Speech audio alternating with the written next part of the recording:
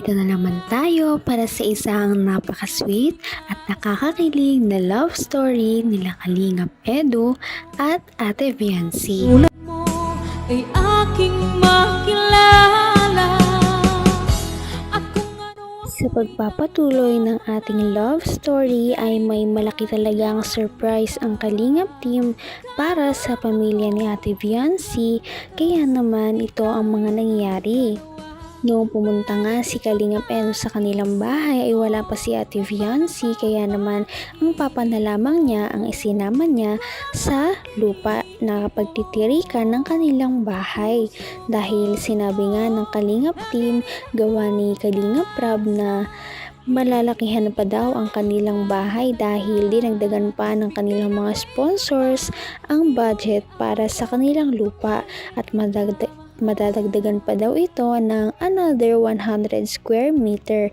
At ito nga ang pinagpasalamat ng papa ni Ate Viancy at nandoon sila sa lugar na yun para magkaroon na ng pirmahan at may turnover na talaga ang lupa sa pangalan nila. Isa rin to sa inaabangan ko at excited din po ako kasi isa ito sa magiging record breaking ng ating mga pabahay, no? Hindi po natin bukod lubos sa kalain at makakapatayo tayo ng up and down na pabahay, ano? Dahil siyempre sa mga sponsor. Kasi kung wala namang sponsor, yung simpleng bahay lang din naman ang makapagawa natin. Pero dahil sa nadagdagan nga po na tayo ng sponsors, so yun yung request nila, susundin po natin yun kasi di naman natin pera yun. Dito lang naman tayo para maging instrumento, yung daluyan ng pagpapala, ano? Okay. Kaya yun tayo, wala ang mga gagawin na lang natin, magpasalamat sa kanila kasi kagustuhan po nila yun, ano? Kahit kagustuhan ni tatay, simple lang, pero yun po talaga ang ano eh. ganun po kasi, kaya sila minahal din ng mga tao dahil napakasimple lang po nila. Ni minsan, di po yung nag-demand sa atin, Hindi di yung naman. naghingi sa atin. Grabe talaga ang mga blessings na hatid ng Kalingap team sa mga pamilya na kanilang mga beneficiaries. At nakakatuwa nga at lahat ay nag-aabang sa magiging kalabasan ng bahay nila Ate Viancy dahil first time sa history ng Kalingap team at sa kanilang pagpapabahay sa kanilang mga beneficiaries na magkaroon ito ng 2 floor na bahay. Kaya naman excited na talaga ang lahat sa kung ano kaya ang magiging plano at ang magiging kalabasan ng bahay nila Ate Viancy. At ito nga ay hindi magiging posible kung wala ang Kalingap team at ang mga sponsors na talaga namang walang sawa sa pagsuporta at pagmamahal kay Viancy. Kaya naman natadamay na rin ang kanyang pamilya sa mga blessings na kanilang natatanggap. Kaya naman sobra-sobrang pagpapasalamat ng papa ni Viancy. Ngayon pa lang tayo, congrats na po tayo, ano? Thank you po, Kuya Rab. Thank you sa lahat na nag-sponsor po dito sa lupa sa pabahay. Maraming salamat po. Hindi ko na po isa-isain kasi marami po kayong thank Maraming you po. tumulong. Opo. Siyempre, marami kayong huwag natin kalimutan ang mga viewers, yan, ang mga Opo. LC supporters, Love Team supporters. Kuya Rab, sa lahat po. Vlog nila, supportan po ninyo. Yan. Para marami pa pong matulungan. Yes, so andito na si tatay. Yung nakaraan po, okay naman nung nakaraan tayo, no? Okay po. Yung ano ngayon, another transaction na naman tayo para dun sa another 100 square meters, no? At ang presyo po, dati lang 200,000 pesos. At ayan, may pangalan, pipirmahan na lang ulit. Ayan na po, tay. Kasama natin ang, nagpunta kayo dito, mga chismoso tong mga to. May pirmahan na. Congrats.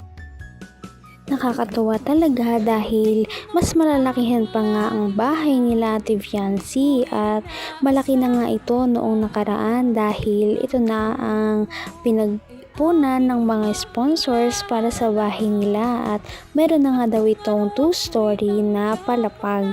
Kaya naman natuwa pa talaga ang Kalingap team na matataasan ng bahay nila Viancy at malalawakan pa ito dahil pinag-alala ng Kalingap team na baka kapag nagkaroon ng isang road widening sa kanilang lugar ay mapipinsala ang bahay nila Viancy. Kaya naman naisip din ng mga sponsors na ito pa talaga ay lakihan.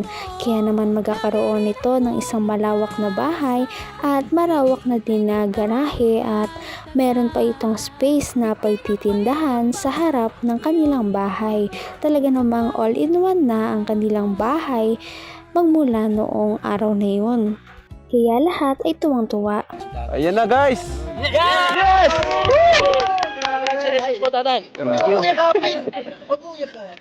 So, ito po, yung 200,000. Oh, hawakan mo ato. Hawakan mo lang. O yan, nakahawak ka na. Tama na. Hawak. Hawak lang. Ayan. At least dumaan sa inyo, ano? Nakahawak kayo 200,000. Tay. Yes! Huwag kayong magulo dyan. Pirma. Saan ako pirma po yan? Saan ako pirma? Dito po sa Baba, sir. Gaya nung pirmong nung pangalan.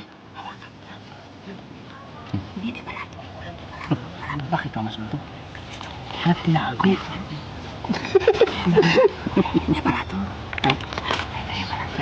At ayun na nga, nagkaroon na nga ng pirmahan sa pagitan ng Kalingap team ng Papa ni Viancy at ng may-ari ng lupa dati. Talagang napakamahal ng lupa na binili dahil ito ay nagkakalhalagang 200,000 pesos.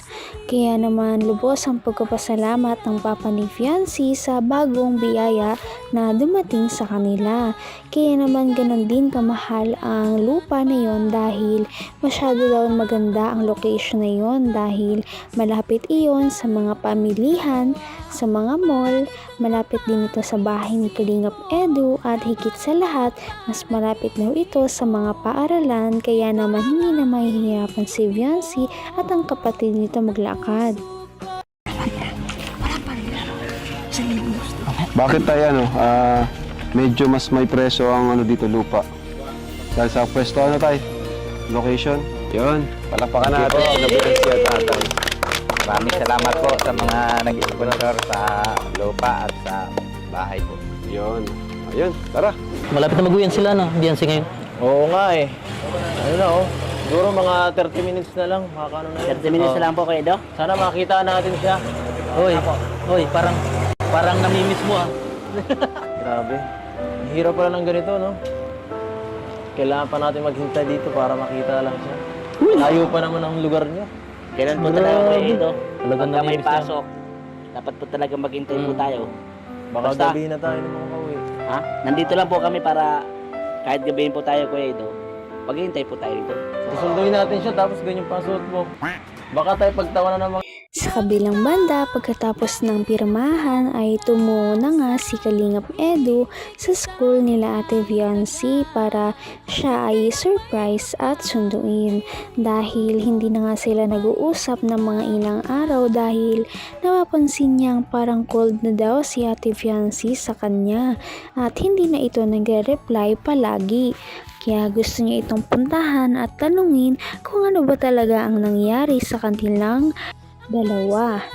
Kaya naman matyaga na naghihintay si Kalingap Edu at ang kanyang mga backup na nasa likod lamang niya at talaga namang nag-entertain kay Kalingap Edu para hindi siya kabahan at hindi siya masyadong mainip sa paghahantay kay Ate Viancy. Yan. Bakit sino ba ililipad mo? Pagkaro may alaga akong dalawang bata. Bata pa po ako, 13 years. Siya po, malaki na dyan, no? Hindi.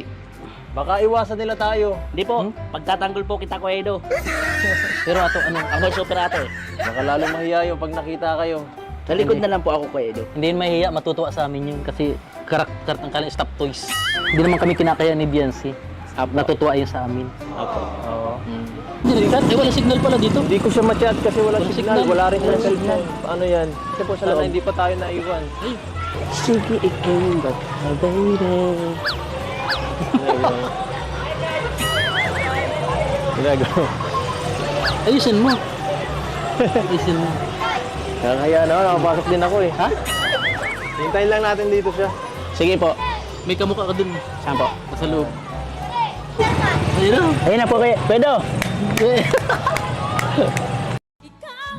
At ayun na nga, naghintay na si Kalingap Edu na makalabas si Ate Viancy. At sinilip niya muna ang loob ng school ni Ate Viancy para malaman kung pauwi na ba ito, at talagang tumayo siya doon sa harap ng gate kahit medyo matagal, at tiniis niya ito para lamang kay Ate Viancy, para hindi makalagpas si Ate Viancy at baka hindi pa sila magkita kung sa malayo siya maghihintay. At pagkalabas nga ni Ate Viancy ay talaga namang napangiti sila sa isa't isa, at mag-uusap na nga sila kung ano ba talaga ang nangyari sa pagitan nilang dalawa. At yan ang ating mga aabangan sa ating susunod na upload at video. Ngayon'y Kaya naman, sana ipatuloy natin silang suportahan at mahalin si Viancy, si Kalingap Edu at ang Kalingap team. Yan lamang at maraming salamat sa panonood. Abangan natin kung magkakatuluyan ba talaga si Kalingap Edu at Viancy. Hanggang sa muli. Bye! ngayon'y abot